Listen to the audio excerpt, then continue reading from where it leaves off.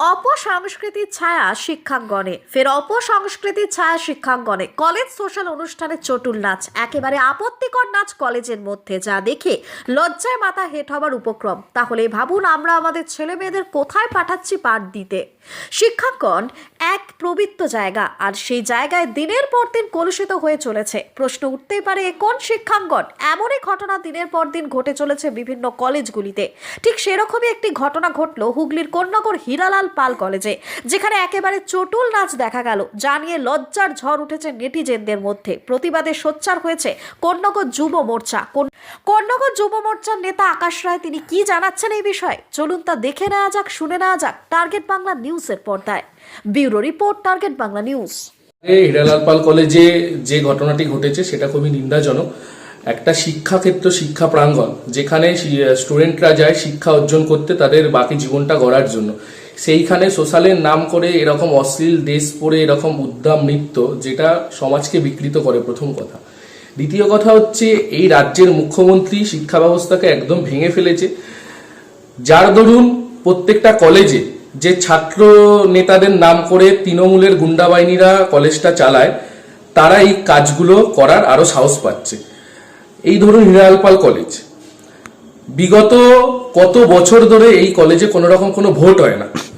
নিজেরাই নিজেদেরকে, ছাত্র ইউনিয়নে নিজেরাই নিজেদেরকে চুজ করে নেয়, নিজেদেরকে সিলেক্ট করে নিজেরাই সেই জায়গায় বসে সেই ক্ষমতার অপব্যবহার করছে।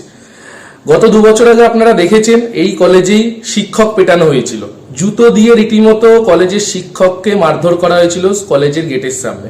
তো এই কলেজে এটা নতুন কিছু নয়, এই ঘটনা দিনের পর দিন ঘটতেই থাকছে।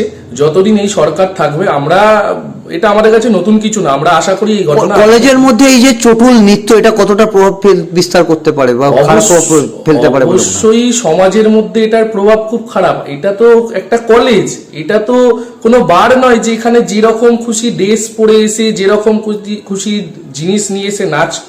কলেজ আমাদের কাছে মন্দিরের মতো, সেখানে আমরা মা সরস্বতীর পূজা করি, সেখানে বিদ্যা অর্জন করা হয়। তো সেই জায়গায় এরকম উদ্দাম অশৃঙ্খল নৃত্য যদি হয়, সেটা আমাদের শুধু কলেজ না, রাজ্য তথা দেশের কাছে একটা খুব বিকৃতি প্রভাব ফেলে, যেটা স্টুডেন্টদের উপরেও খুব বাজেভাবে, মানসিকভাবেও তাদের উপর একটা প্রভাব পড়ে।